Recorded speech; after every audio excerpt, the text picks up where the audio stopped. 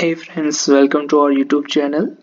Here we know about USDINR important levels and targets for daily basis. If you want to join, please subscribe and share with your friends. Okay, the last few days we saw the USDINR trade between the 73.10 to 72.95 and today's closing around 73.02.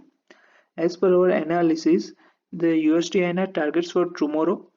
If a market gap up opening at 73.05, buy and targets are 73.10 to 15.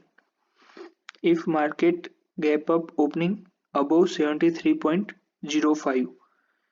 In against scenario, if market can open gap down below 73, so we sell and targets 72.95 and 90.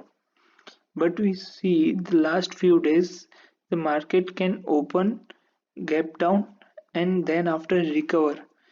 In that case the market can opening below 72.95, so we can buy and target 73 or 73.05. Okay friends, thank you to watch our video, and if you like to share your friends and please subscribe our YouTube channel.